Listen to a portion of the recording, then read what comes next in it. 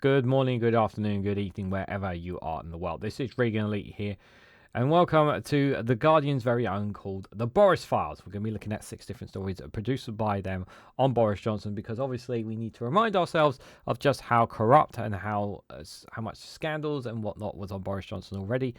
Some of these are stories that you may not have heard about, things that perhaps might even shock you. And if you make it to the end of this video, I'll also have something else to add on top of all of it. So let's go straight into it here, guys. And it's been revealed how Boris Johnson traded Prime Minister contracts for global business deals. So I think there's one story I've got in this that's not directly part of the Boris Files, but just to add more insult to injury with this guy here. So this first one here, we're going to read into it together. I want to make this clear. I've not actually read these files. I've had a look at them, but I've not read them in depth. So we're going to read them basically together, and I will share my thoughts as we go along for these guys. So the exclusive reveals that leak exposes how the former leader had used publicity subsidized offices to manage commercial interests. Now, this is the kind of stuff that you hear about from what Donald Trump has been doing right now in America, using his power, using the power of the presidency to enrich himself and enrich things around him. And this sounds like what Boris Johnson was trying to do when he was Prime Minister. So let's read more into this, you guys. So, a trove of leaked data from Boris Johnson's private office reveals how the former Prime Minister had been profiting from contracts and influences he gained in office in a possible breach of ethics and lobbying rules. The Boris Files contained emails, letters, invoices, speeches, and business contacts. They shine a spotlight on the inner workings of a publicity subsidized company Johnson established after leaving Downing Street in September 2022. The trove revealed how Johnson has used the company to manage an array of highly paid jobs and business ventures. They raised questions for the former Conservative leader about whether he breached the revolving door rules governing post-ministerial careers. One of the things that definitely sticks out in my mind about this is when he left office, and even since then, he has done quite a fair few speeches.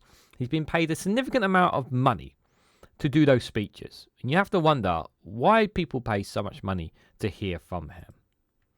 The revelations have echoed the Greensfield Capian lobbying scandal that embroiled one of Johnson's predecessors, David Cameron. They may also spark questions about the taxpayer-funded allowance that the former Prime Minister get to run their private offices. And there are more than 1,800 files in the cachet, including some that date back to Johnson's tenure in Downing Street. The Guardian is the only UK media organisation to have viewed the trove. And we're going to look at all of these guys. So the files revealed that Johnson lobbied a senior Saudi official he had met in office, asking him to share a pitch with a petrostate autocratic crown prince Mohammed bin Salman for a firm he co-chairs. The ex-PM received more than £200,000 from a hedge fund after meeting Venezuelan President Nicolas Maduro, contrary to statements he was not paid. While in office, Johnson appeared to have held a secret meeting with Peter Thiel, the billionaire who founded the controversial US data firm Palantir, months before it was given a role managing NHS data. And in an apparent breach of the COVID pandemic rules, Johnson hosted a dinner for a Tory peer who financed a lavish refurbishment of his Downing Street flat a day after the second national COVID-19 lockdown came into force. And we're going to look at all of them, guys. Johnson did not respond to multiple requests for comment after publication. Johnson emailed a statement to The Guardian denying his office had misused a subsidy scheme intended to support an ex-PM's public duties. The Public Duty Cost Allowance, the PDCA, should not be used for private or commercial purposes. This story is rubbish, Johnson said. The PDCA has been used entirely in accordance within the rules. The Guardian should change its name to Privada. Okay. The files were obtained by Distributed Denial of Secrets, DDoS, a US registered non-profit that archives leaks and hacks documents. DDoS told The Guardian it did not know the privation of the leak. However, in appearance of the data on its servers, it raised inevitable questions about the breach of security at the former Prime Minister's office. The trove mostly post-dates Johnson's term as Prime Minister, covering the period between September 2022 and July 2024, although it contains some documents produced when he was in Downing Street. Disclosures about how Johnson has forged a lucrative career in the private sector throws into sharp relief a little-known scheme that allows the former UK Prime Minister to claim government money to pay for expenses. arising from their special position in public life. Remember prime ministers after they left, they get the special pension that they get paid for the rest of their life as well.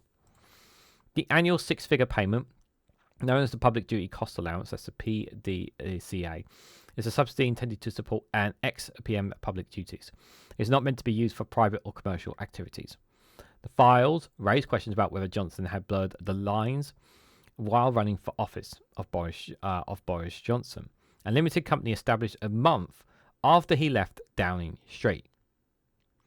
A senior cabinet office source confirmed that Johnson had claimed funds under the scheme to pay for staff salaries in his private office, and official data shows that he had claimed £182,000 in PDCA payments since leaving government.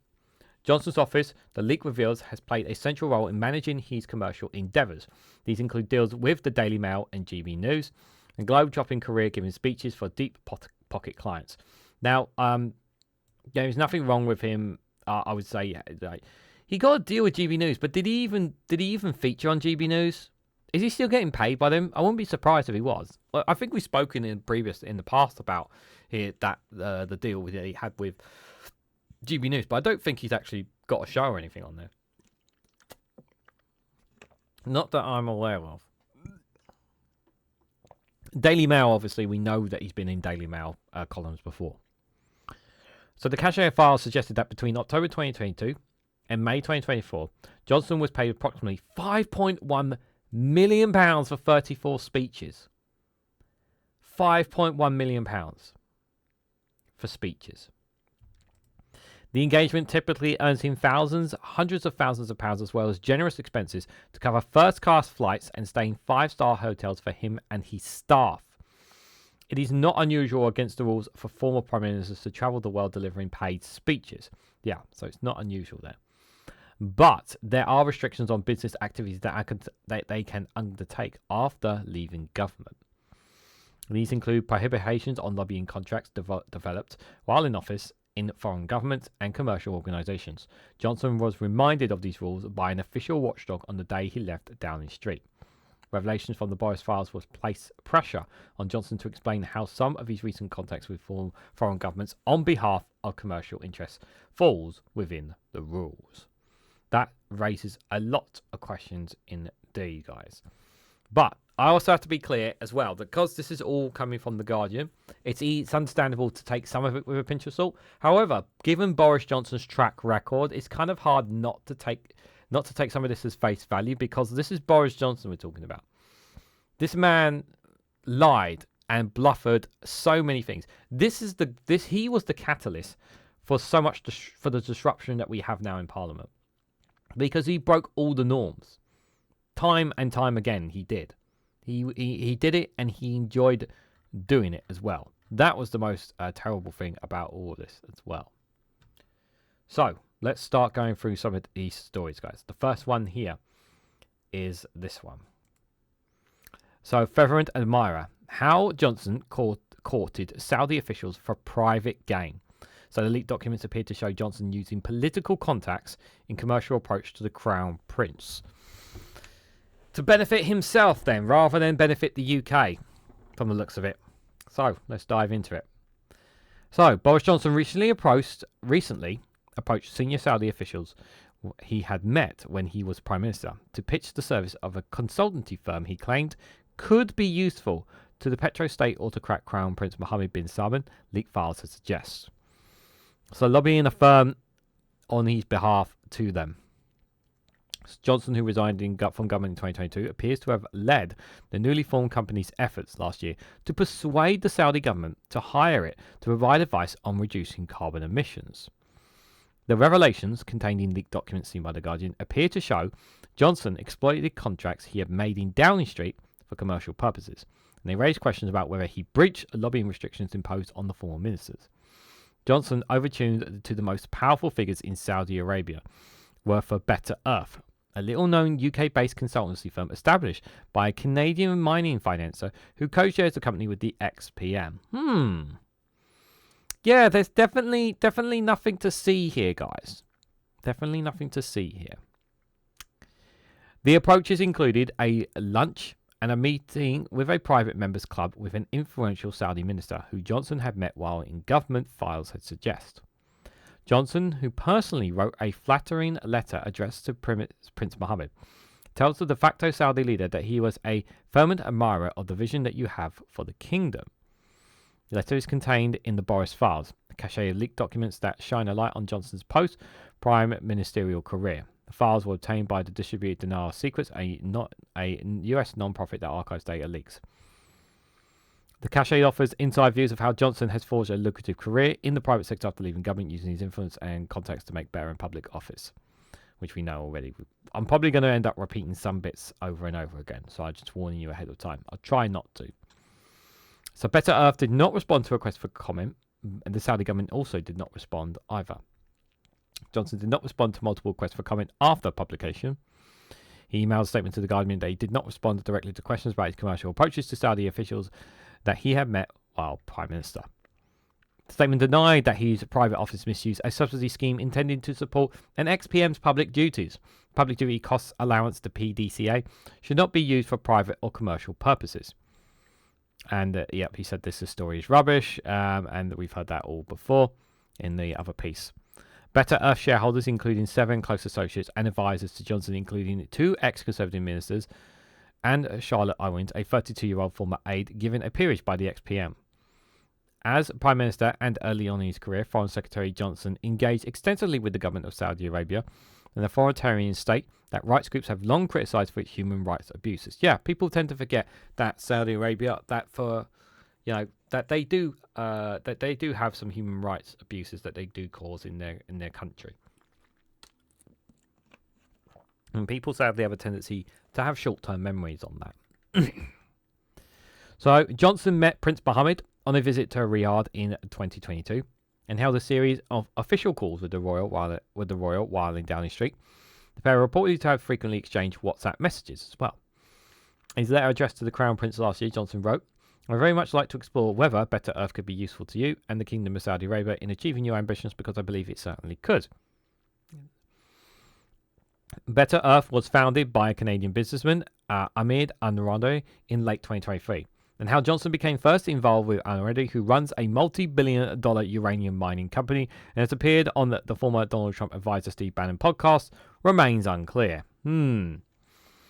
That's definitely very fishy already there.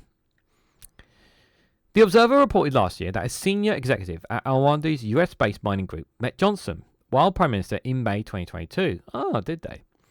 Arnie posted on social media that Johnson and the executive disclosed nuclear power and uranium. And in less than 2 years later, Arani established Better Earth and hired Johnson, who had resigned as Prime Minister 15 months earlier, to serve as co-chair of the company. Part-time role for which he would receive £120,000 a year, as well as an initial 12.5% stake in the business, the file suggests. The offer of employment was signed in late January 2024, a day after Johnson's visit Riyadh, where he gave a speech and appears to have attended a dinner hosted by the UK ambassador. This is what the files are. I want to stress as well, these are what files are suggesting as well. According to the files, Johnson agreed to begin working for the company on the 1st of February. Days later, he completed an application form for the watchdog that monitors and approves post-government jobs, telling the body that he plans to start working for the firm in March. Quote, "I was approached with an offer to be part of a new venture," Johnson wrote in an application to the Advisory Committee on Business Appointments. He said he would represent the company at a meeting with potential clients and investors. The form did not mention that Johnson had then already agreed to work for the company. When ACOBA approved the role in April 2024, the watchdog imposed conditions stating that for 2 years after leaving office, Johnson should not become personally involved in lobbying contracts you developed during your time in office in other governments to secure business or investments for Better Earth. However, Johnson had by then already had lunch with the Saudi Minister of Commerce, Majid al-Kharasbi, if I mispronounced the name, I apologise, who he had earlier met in his capacity as Prime Minister, during which the new venture was discussed, files suggest. Johnson met Kapusky on numerous occasions when in government. At least one meeting occurred at Downing Street, Documents seen by The Guardian suggest Kowalski oversaw Johnson's trip as Prime Minister to the Kingdom in March 2022, and official photos of the visit show Johnson and an evening tour of Riyadh streets with Kowalski walking by his side. This is March 2022. There's a photo of him there. Friend in trunks. Leaked files suggest that after February 2024 lunch with Kowalski, Better Earth planned for Johnson to send a letter to Prince Mohammed with the minister's support. In an apparent reference to Kowalski, the company's CEO wrote, "We have taken all the advice Majid has given us." Johnson appears to have then drafted formal letters to Kowalski and Prince Mohammed later in February 2024. They were prepared with an Office of Boris Johnson letterhead. It is unclear if, when, they were ultimately sent. Writing to the Crown Prince, Johnson referred to meeting in Kowalski years earlier, recalling that his friend was wearing a pair of floral swimming trunks because they were both driving off the coast of what was then a trackless desert. Johnson continued, "Although I now live a life of blameless robustics obscurity in Oxfordshire, I remain deeply committed to carbon reduction." He noted that he had helped run the highly successful COP26 climate summit in Glasgow in 2021. I'm going to say probably it wasn't all on him, COP26 in Glasgow. I'm just going to say that. So, I now chair a company that offers practical solutions for developing green energy and reducing carbon, he wrote, explaining that he was sending a more detailed note about the company to Kowalski, but it would of course be a great honour to come and see you and explain in person. According to a draft and of the accompanying letter to Kowalski, Johnson said Better Earth was keen to revise and assist Saudi Arabia on preparing to carbon reduction commitments for the UN's COP30 climate summit later this year. He wrote that Better Earth was not just an advisor, but a project developer. He said the company would be honoured to send our team of experts to the kingdom to evaluate opportunities to partner on developing net zero geothermal electricity generation projects. Isn't that conflict right there? He was told not to promote it, and he's already doing it. We would very much like to meet with the appropriate ministerial authorities, Johnson said. Our hope is to help the Crown Prince to achieve his ambition. It's not clear if Kowalski passed on the details of Johnson's pitch to Prince Mohammed, or how exactly the Saudi government, which is a close UK ally, responded to the overtures. However, Kowalski appeared to have met the ex-Prime Minister several months later in mid-June 2024. Oh, really? Files suggest the meeting occurred at 5 Hertford Street, a Mayfair private members club owned by Robin Burley, a multi-millionaire businessman and prominent Brexit supporter. Oh, okay. So writing to the club, Johnson's assistant said, Boris had asked if he might be able to use a Robin Star study for a meeting and provide details of a small group of expected attendees. The list suggested Better Earth was on the meeting agenda, as well as Johnson and Kowalski Arani, the ex-PM's Canadian business partner, planned to attend alongside Chris Skidmore and Nigel Adams, two former Tory ministers who hold shares in Better Earth. Yep. That definitely seems like that him and friends of his are looking to take advantage of the fact that he was Prime Minister. Definitely feels like that, doesn't it? Very fishy, very dodgy, doesn't seem right in any way, shape or form. But we can only go by what the files are saying and choosing whether we want to accept what the Boris files are saying in this or denying it. So you can let you and myself know down in the comments below whether you actually think there is something there to this or not.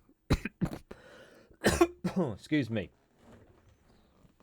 So like I said, there's plenty more for these Boris files to look at here. Excuse me. So the next one we have here is all the way in Venezuela here. Interesting. So Boris Johnson was paid £240,000 after Morodo's meeting invoice shows. Johnson's office sent invoices to hedge fund managers, which were paid weeks after meeting Venezuelan leader last year. Just a reminder, guys, that if you find this interesting and informative, please hit that like button, share it across social media, and subscribe to the channel if you can. It'd be greatly appreciated. So I believe that I've heard beforehand about Boris Johnson. Not Boris Johnson. I know that David Cameron has had a meeting with the Venezuelan leader in the past as well. But it's interesting here that he was speaking to Nicholas Morado here about hedge fund manager here.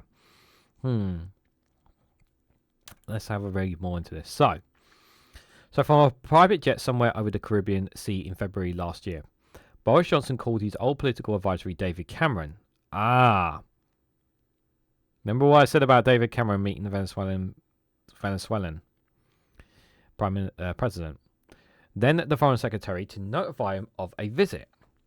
Johnson had taken a day out of the family holiday in the Dominican Republic for an unlikely meeting with the left-wing president of Venezuela, Nicolas Maduro, a man who Johnson, when in office, had likened it to a dictator of an evil regime. Right. Left-wing, an evil regime, right? Well, Nicolas Maduro is pretty evil regime if you consider the corruption that's taking place in the country anyway. So the other participant in the meeting is less well known. Margarina Peterman, a hedge fund manager. Oh, okay. Definitely nothing fishy going on here, guys. When later questioned about the meeting, Johnson told UK government officials, "It is not true to say that I was paid for any meetings in Venezuela." The former Prime Minister said he had no contractual relationship with the hedge fund Marine Advisors. Okay, they just happened to be in the meeting where you were there, right? Just total coincidence, guys. Total coincidence. Johnson later suggested he'd been acting as a diplomatic back channel. But weeks after attending the 45-minute meeting, The Guardian can reveal that Johnson had received £240,000 from Peterman. So he says he wasn't paid, but it looks like he was, according to the Boris Files. The revelations contained the Boris Files, leaked data from office, leaked from the office of Boris Johnson from his private office, which receives a taxpayer-funded allowance. The files contain a contract from Merlin Advisors signed by Johnson months earlier in September 2023. Interesting. Remember, guys, definitely no conflict of interest. Nothing to see here, you know. The contractor drawn up by Merlin notes that Johnson, over a long career, has acquired a unique experience and knowledge of domestic UK government policies and international relations. It said Merlin's advisors interact with a number of different domestic and international stakeholders, which would benefit from the perspectives and the expenses of Johnson. For each meeting, Johnson was to be paid a fee of £200,000, worth up to £1.6 million a year for 8 meetings. The contract was to last 2 years from October 2023. The company would also pay £35,000 a month to support a think tank that Johnson was considering setting up in the UK. Peterman said, "I have no comment. Please don't try to put words in my mouth as to whether or not I dispute it." That's what he said. Guardian has not confirmed whether the payment was made to Johnson for his visit to Venezuela. Yeah, there's no way for them to know at the moment from the looks of it here. Johnson did not respond to more requests for comment, yet we know about that. He mailed a statement to the Guardian saying he did not respond to questions directly relating to his meeting with Morado. The statement denied that his private office misused a subsidy scheme intended to support the ex-PM's public duties. Public duty cost allowance, the PDCA, should not be used for private or commercial purposes. Yet we've read all this bit here. The cachet does not include a copy of the contracts also signed by the company, and it is possible it was abandoned after UK officials asked questions about the arrangement.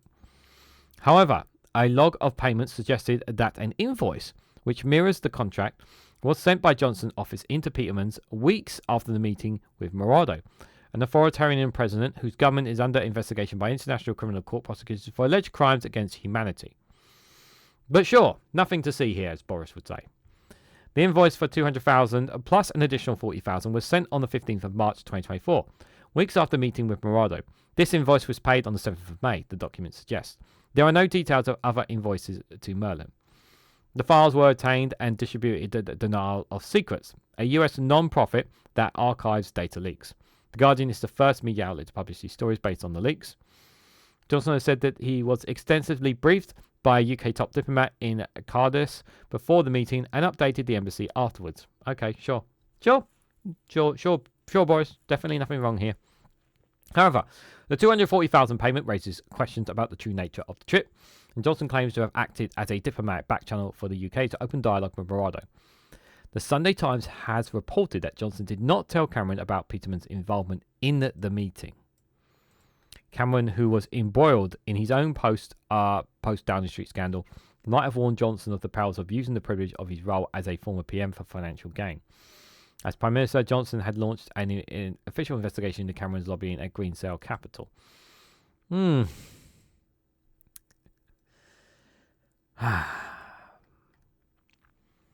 Johnson had faced questions from UK government officials about the Venezuela meeting after a series of reports in early March last year from the Times, Sunday Times and the Financial Times revealing Peterman's involvement and Johnson's relationship with the company.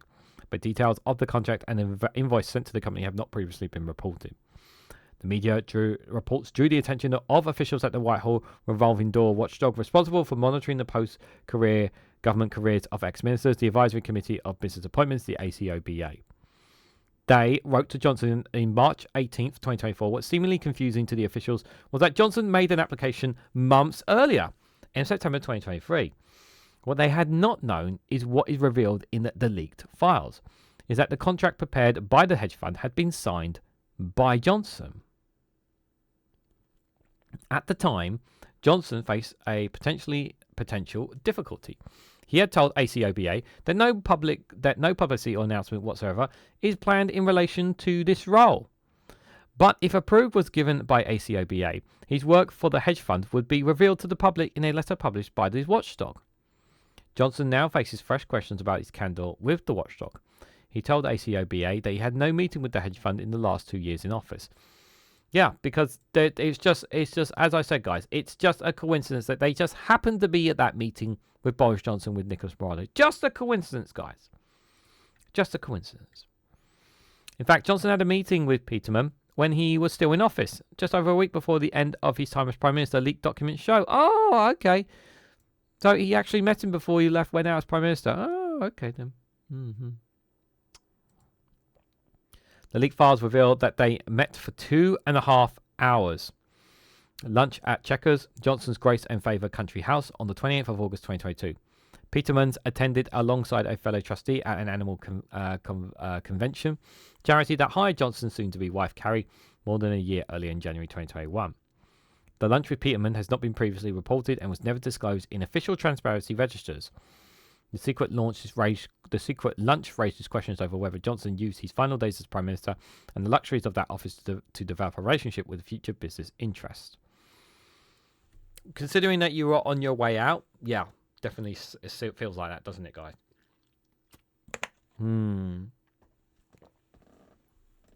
'Sneaky. 14 months after the Chequers lunch, Johnson told Agrabah officials in October 2023 that he had decided not to take up a role with the hedge fund, and this came only days after he had signed a contract prepared by Merlin Advisors. One possibility is that contract was shelved for at the 11th hour after ACOA's inquiries. For a fortnight in March 2024, ACOBA repeatedly sought clarification from Johnson about his role with the company. He repeatedly denied having a contractual relationship with the company or having been paid for in any meeting in Venezuela. He refused to say in what capacity he had met Maduro or to characterize his relationship with the company. You know something's going on here, don't you? The then chair of ACOBA, the Conservative peer Eric Pickles, would later characterize Johnson's responses as invasive and lacking candor. Lord Pickles concluded these remained a reasonable concern. Johnson was acting for the company in a capacity that would be considered advisory work and had breached the rules by failing to properly answer ACOBA's questions. Just over a fortnight later, the $240,000 invoice layer would be marked by Johnson's staff as paid. Yep, he definitely was breaking the rules there. It just feels like that way to me. It stinks of it. Really, really does stink of it. You know, this guy taking advantage of the powers that he had to enrich himself and to gain influence on other people. It's really, really nasty stuff. And there's still a couple more to look at, guys. So if you've been watching this far, thank you so much for watching. It is greatly appreciated. Let's go to the next one. So Johnson and Cummings, the secret meeting with Palantir founder revealed. Non-disclosure of apparent meetings a year before the firm won the NHS role raised serious questions over transparency. So, before we dive into this one, I've talked in the past on this channel about Palantir. We've covered some stories with Open Democracy about how they were in line for a contract with the NHS. We knew that there was something fishy about this company, especially by the fact that they've never held healthcare data, that they are a known US spy tech firm. And it was very dodgy, and it seemed very weird that a company like that would be getting control of our NHS data. This company was always dodgy. It was always dodgy, I found it.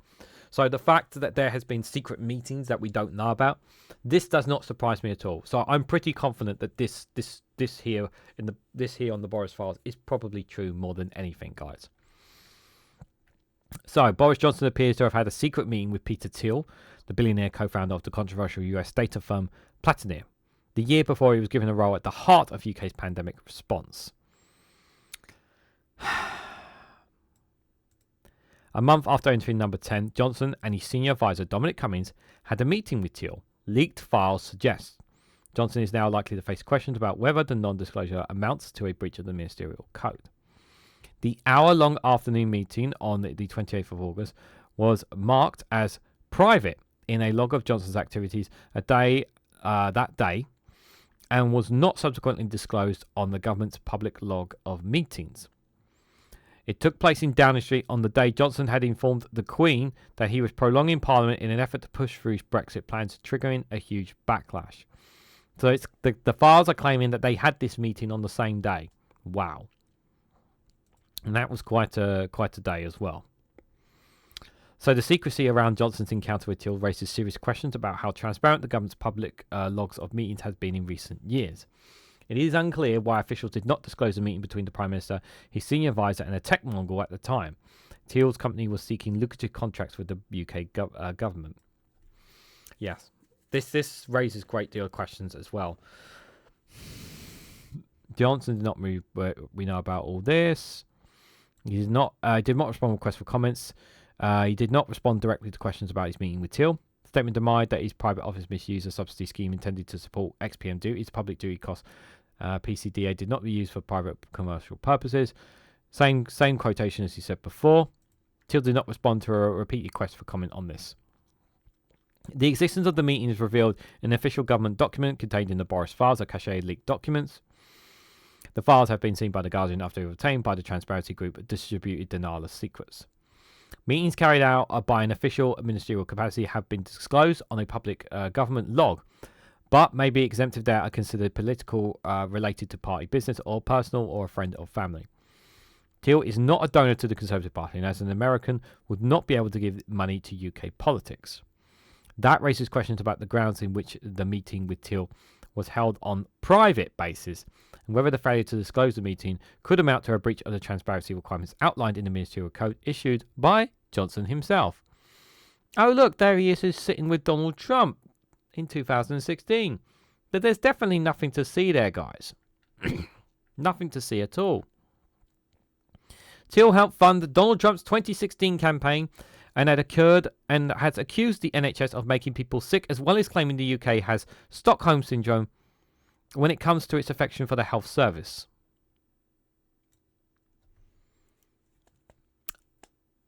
Tells you a lot about him and tells you a lot about how this company thinks about the UK and the national healthcare our data, doesn't it? And our data is in this person's hands, guys. He's soon to embark on a 4-part lecture series about the theory, history, literature and politics of the Antichrist. Thiel co-founded Palantir, which has origins in the CIA. And he remains a significant shareholder. Palantir has grown to have a huge role within the UK health system since 2020, having worked on health and ministry contracts since 2014. During the pandemic, Palantir worked for £1 on managing data to help with the NHS pandemic response. It was given follow-on contracts worth about 60 million and is now embedded in the system, having apparently proved its worth to the NHS digital chiefs. In 2023, it then landed its biggest IT contract ever awarded by the NHS for a £330 million federated data platform to analyse hospital data and patient information. Palantir's presence in the health system has raised concerns among privacy campaigners, although the NHS insisted the government retains ownership of all data. Spokesperson for Palantir defended the company at the time, saying data privacy and security were always paramount to all of our work. From supporting COVID vaccine rollouts to waiting list reductions and developing software to help speed up cancer diagnosis. Palantir has also come in for criticism in recent months over its supply of technology to the Israeli Defense Force and to help Trump's mass deportation efforts. Keir Starmer touted Platinum's Washington office in February with its co-founder and chief executive, Alex Karp. Yeah, but, you know, there's nothing wrong here, guys. Definitely nothing to see there. But this private meeting, like, it was definitely, like, kept off the records and whatnot. That definitely raises questions, like, why was it off the records? Why would people... Why was it so keen to keep hush, hush, hush? Like, I hate... I really do use that word. I hate that a company that is co-owned by somebody who despises our NHS, because it tells you everything that you need to know about how they feel about us, about the NHS, and about the healthcare.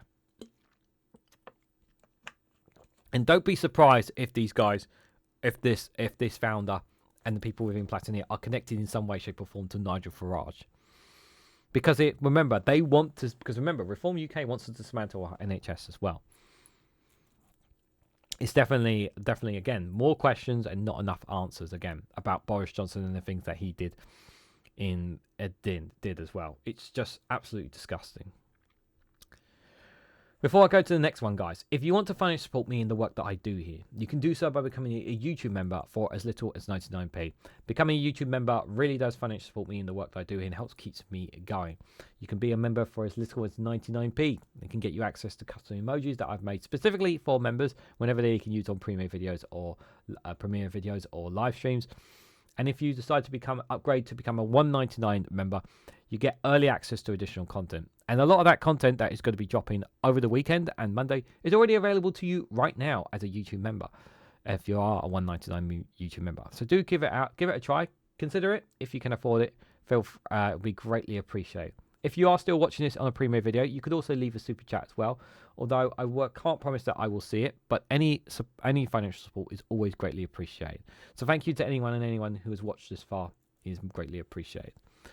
So let's continue on, shall we? And at the end of this, I did say there would be. So I do have one video for you guys.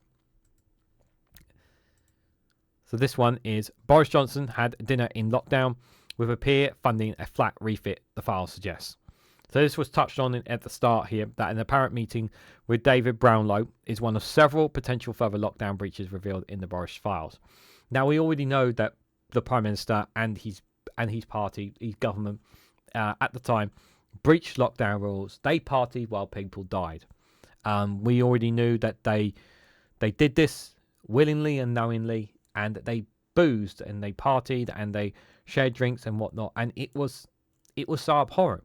It really did hurt the British public to know that there was a Prime Minister who was just taking it all, having all these parties, having fun and whatnot, while we were all denied, couldn't see our loved ones and whatnot. It was very hurtful.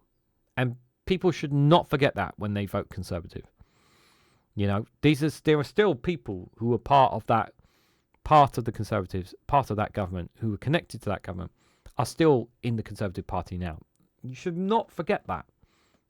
So for those of you who still vote Conservative, shame on you. I really do say that. Shame on you. Because this is the party that decided to have parties while people were dying. It's shameful. But it gets worse here, because according to the files, apparently they funded the flat refit as well. So let's dive into this. So Boris Johnson hosted a Tory peer who funded a lavish refurbishment of his Downing Street flat for dinner the day after the second national coronavirus lockdown came into force, in an apparent breach of the rules the leaked files suggested. I remember the second coronavirus lockdown, and yeah, it was that was really, really, the timing of it was really, really bad. Really, really bad for me. So David Brownlow, who provided £85,000 to cover some of the cost of the renovations, which included £2,260 worth of gold wallpaper, joined the then Prime Minister in the small dining room at number 10 on Friday the 6th of November 2020. Just 24 hours earlier, tough lockdown restrictions banning people from any social meetings indoors, were to be introduced to help control the spread of the virus. Unless we act, we could see deaths in this country running at several thousand a day, Johnson had warned.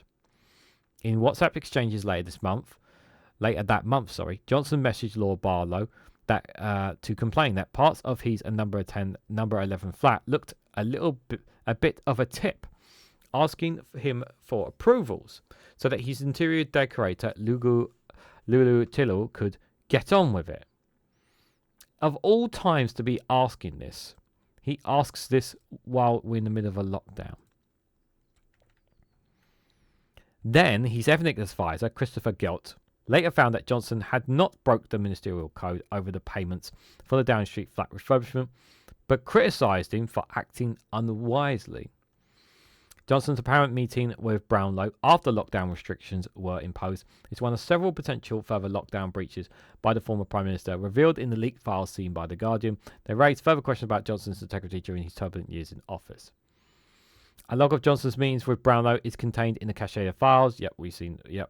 From his files seen by The Guardian, date leak from this issue. Yeah, we said that already. Johnson quit as Prime Minister in July 2022 as Tory MPs turned on him after a series of self-inflicted scandals, including the Partygate affair, which resulted in him being fined by the Metropolitan Police for breaking lockdown rules. Yeah, we know all that already. He stood down a Conservative MP in June 2023 after investigation into the Partygate scandal found that he had misled Parliament and recommended a lengthy suspension from the House of Commons. In a further potential breach, the files also suggested that on Saturday, the 20th of June 2020, the day after the surprise birthday party in the Cabinet Room that had led to his police fine, Johnson and his then fiancée, Karen Simmons, now his wife, hosted 3 guests for a private appointment at Downing Street. A close friend of Carrie who specialises in vibrational musical treatments, the friend's mother, a fellow natural medicine practitioner, and a journalist, Alex Wickham, were welcomed in the flat garden according to a record of the Prime Minister's activities that day. Social gatherings indoor were still forbidden in June 2020. At the time, Johnson's Downing Street denied reports that he had celebrated his birthday with family friends on the flat on the evening of the June the 19th, claiming he had hosted them outside. Yeah, and we know what happened there. A log of Johnson's activities the following day, however, indicated the rules may have been broken then. In addition, an entry for June the 19th suggested that he and Carrie paid a visit to one of her family members who lives southwest in London. Oh, he broke the bubbles! He broke the bubbles! What a surprise, guys. The previous week, Johnson had asked the public during a Downing Street press conference to continue to show restraint and respect the rules, which are all designed to keep us safe. In another possible breach, a heavily pregnant Carrie hosted her close friend Nimrod Ali overnight at Chequers, the Prime Minister's ministerial official country house, on the same day that Johnson announced that the first lockdown in March 2020. Yep, you must stay at home. Yeah, which is what he said in the national address on March 23rd. Critical things must do to stop disease spreading between you and households. You should not be meeting friends. If your friends ask you to meet, you should say no. Yeah, remember the famous speech. The leaked files also appeared to confirm the reports that Johnson hosted a baby shower for his fiancée at Chequers at the start of the pandemic, despite having warned 2 days earlier that many families would lose loved ones in the worst public health crisis for a generation. Again, just let that sink in, guys. Just let that sink in.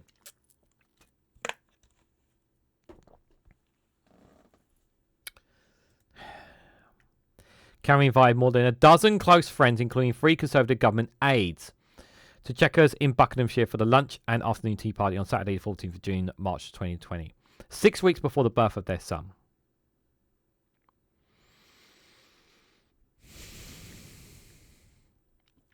Just 2 days later, Johnson told the public that they should stop non-essential contact with other people and all unnecessary travel. Pregnant women were among those said she should be particularly careful. When reports of the baby shower first emerged in June that year, Downing Street refused to comment, but a file in the leaked data logging his activities appeared to confirm for the first time that the gathering did take place. The confirmation will rekindle speculation that Johnson may have delayed announcing the more stringent advice by several days to avoid having to cancel the baby shower. Wickham, Ali and Barlow did not respond to requests for comments. What a surprise. Johnson and his wife did not respond to multiple requests for comment. After publication, Johnson emailed a statement to The Guardian and did not respond directly to questions relating to the potential further lockdown breaches. The statement denies that his private office misused a subsidy scheme intending to support the ex-PM's public duties. The public duties cost allowance to PDDA should not be used for private or commercial purposes. And as he said before, the story is rubbish. But, you know, Does any of would you believe this story if it was turned out to be true? Would you believe the story? I would believe the files on this. I would believe this. You know, because he's a charlatan and a liar, and this just adds more to it, and it just angers me the most that this guy who has done these things is still going to get away with them. He's still going to get away with them, guys. He's not going to face criminal charges. He's not going to face imprisonment for any of this, by the way. He's not going to face anything for this. If you're expecting something to happen that way, he's going to pay for this. It's not true. He's not going to pay for any of it, guys. That is just a sad reality. So, I have one last one here to show you from the Boris Files here. So, leaked exposes Washington Post boss Will Lewis's role as a secret advisor to Boris Johnson while he was Prime Minister. Extensive meetings in 2022 between Lewis, the then Vice Chair of AP, and Johnson were not disclosed in transparency records. So again, more secrecy. Why the more secrecy? Why keeping things covered? Why keeping things behind closed doors? Again, how much more of this can you take? Ah, dear. So the publisher of the Washington Post, Will Lewis, is facing fresh questions over his independence after a cascade of leaked files revealed he gave extensive support to Prime Minister as a secret political advisor when Johnson was Prime Minister. The file shed light on how the immediate executive, who at the time was vice chair of the Associated Press news agency, worked behind the scenes with Johnson as his premiership and was engulfed by a series of scandals.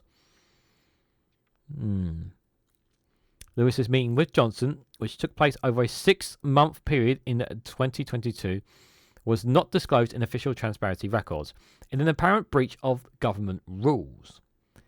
In July 2022, on the eve of Johnson's announcement that he would resign from government, Lewis spent the day in 10 Downing Street and worked closely with Johnson and his advisors.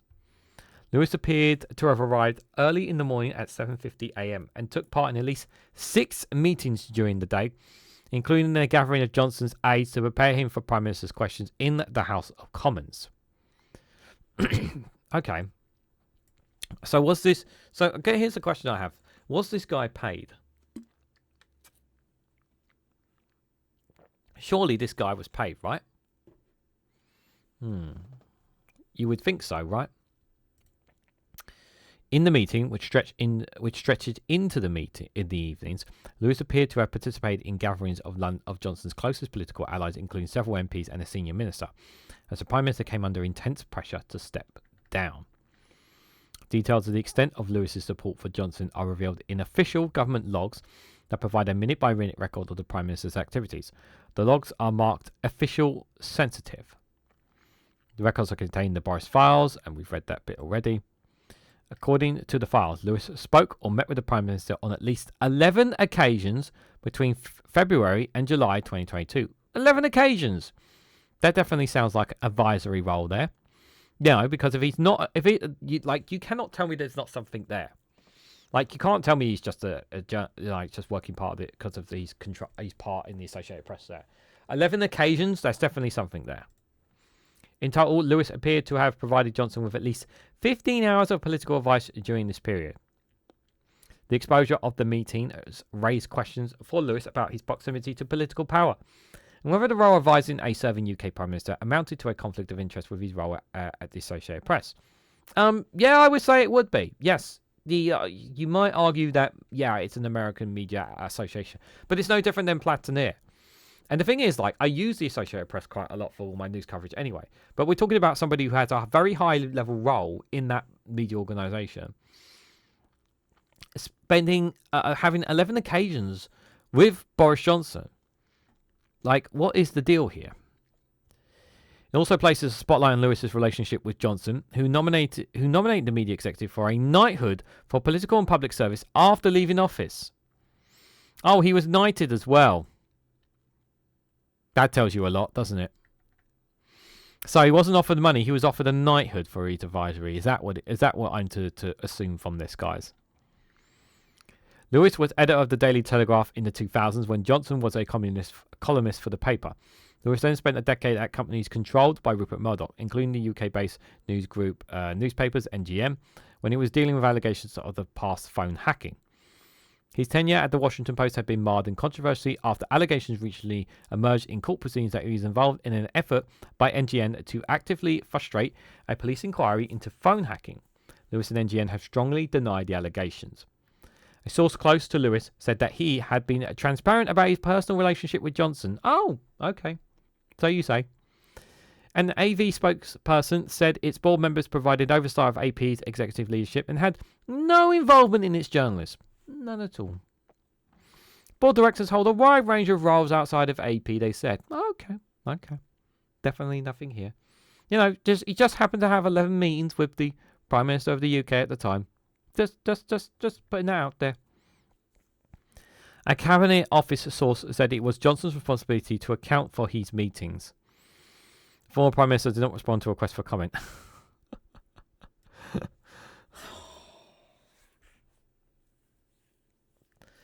Oh, this guy is...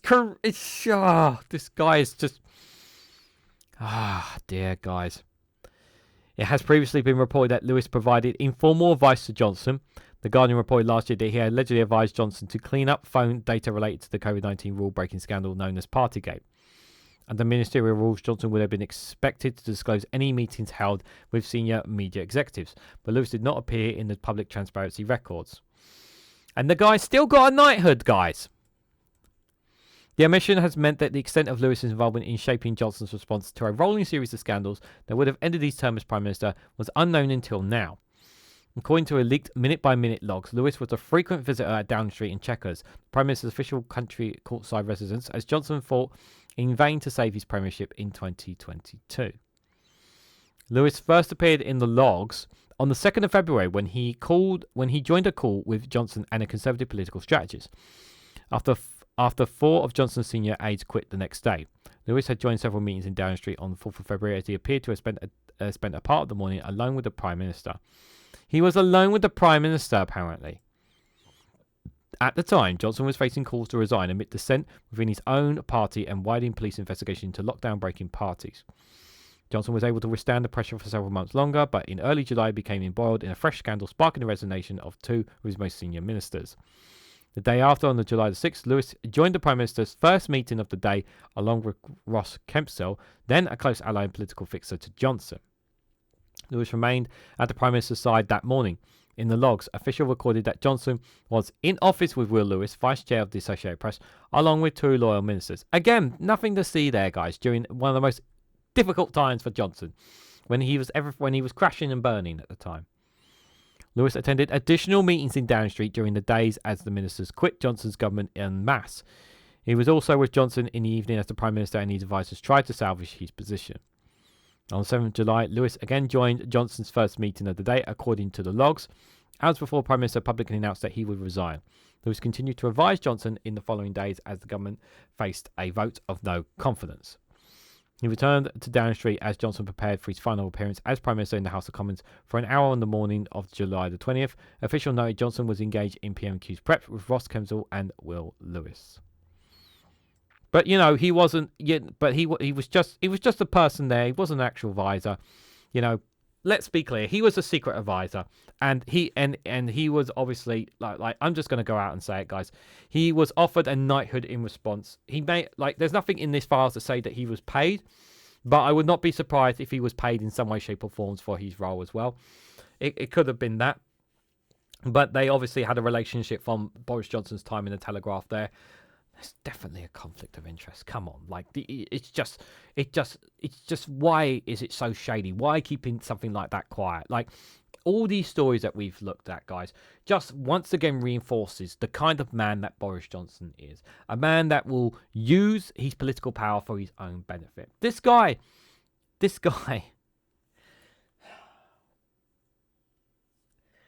had connections to Russia. Like we talk about, we know that Donald Trump has been bad in America.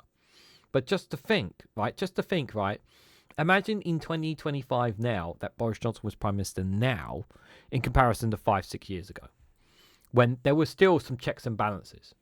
And you just think, and we're only finding out about these Boris Files now. And you just think, I think I remember saying, when Boris finally kicked the bucket and went, you have to ask yourself, like, are you surprised that there's more revelations and scandals about him long after he's gone? And the answer is, I don't think you should be surprised. I don't think anyone listening to this should be surprised about all these scandals. Because this is the kind of man that he is. Boris Johnson is a liar, is a charlatan, he's a grifter. He's like Nigel Farage, and he will use and abuse anyone for his own benefit to enrich himself and to empower himself. That's exactly what he did. And he talks in such a way to try and make people believe him. He was given the role as Prime Minister. One of the worst decisions the Conservative Party ever did was put that man in power. This man was in charge during one of the most critical crises in the UK, during the coronavirus pandemic. More people died under his watch. Needlessly, did not need to die. And I can tell you now, and I said this before and I said this again, regardless of how you feel about Jeremy Corbyn, he would have saved more lives than Boris Johnson if he was a Prime Minister. And at the same time, while he was Prime Minister, huge amounts of taxpayer money was being thrown away by all the contracts that were being dashed out, to friends and family during that period under his watch as Prime Minister. On top of all this, on top of all the other scandals that we already knew, this man should be thrown in solitary confinement with the key thrown away, and he should be spending the rest of life in there for everything that this man has done. He should do, but you and I, those who are watching, know that he's not going to face any prison time. He's not going to face any accountability. That he has never been sorry for anything he has done. Everything he has done has been for himself. It's so utterly shameful. And it does make me sick to my stomach, guys. So, before we wrap up, I wanted us to leave a little bit better. To kind of compel just how I feel about all of this, guys. I thought, yeah, we would end this here with something to remind us of a couple of years ago and that is when Boris Johnson had his resignation speech.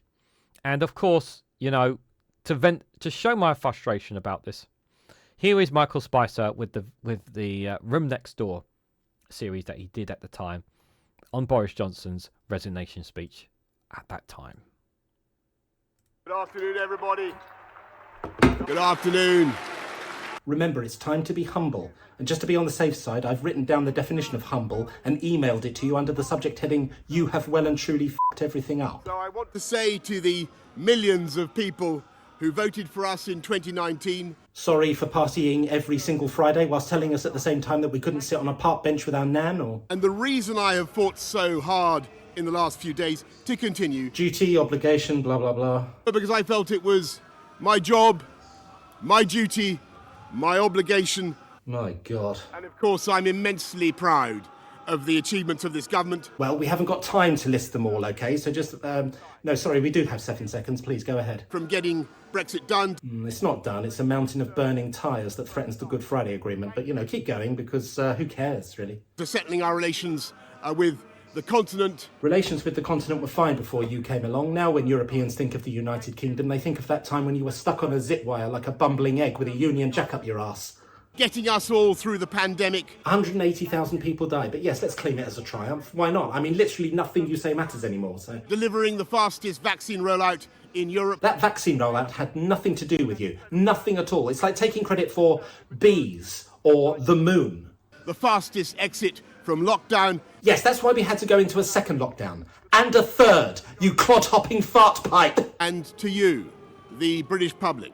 I want you to know how sorry I am. I know that there will be many people who are... No, I want you to know how sorry I am. And I want you to know how sad I am. No, sorry. S-O-R-R-Y. I want to thank Carrie. Never mind Wallpaper Wendy, just say sorry, okay? Dig right down into that poisonous soul of yours and try to find one apology. Imagine trying to retrieve a diamond ring from a blocked toilet. Even if things can sometimes... Wait, no, don't wrap this up. You haven't said sorry for anything yet. Seem dark now. Please say sorry, just once.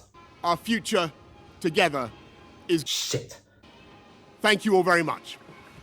Thank you.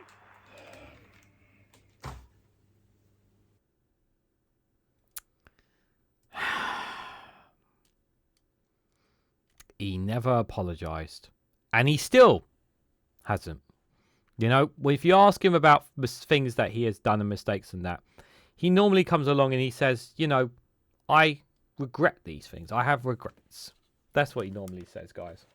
Regrets. Yeah. Shameful. So, guys, I want to say, if you've reached the end of this video, I want to say a massive thank you for watching. Thank you so much for watching this. And I hope you found these Boris Files interesting, informative, insightful. I wouldn't be surprised if it made you more angry. And if so, I do apologize for upsetting you. But I felt it was important to share these with you guys, to further entrench our views about how we feel about this man. Don't be thinking that just because he has gone, that he's no longer Prime Minister, that he's no longer MP, that he still cannot come back in some way, shape, or capacity. Same with Liz Truss. We should be very concerned about that possibility. There is a very possibility it can happen. Unlikely, but it is possible. But my name's Reganelite. Thank you very much for watching this. On your way out, if you can, please hit that like button. Share this across social media. Subscribe to the channel if you haven't already. Do check out Rumble and Patreon for exclusive content on those platforms. And if you want to financially support me and the work that I do here, you can do so by becoming a YouTube member for as little as 99p. So thank you all so much for watching. And I hope to catch you all very, very soon.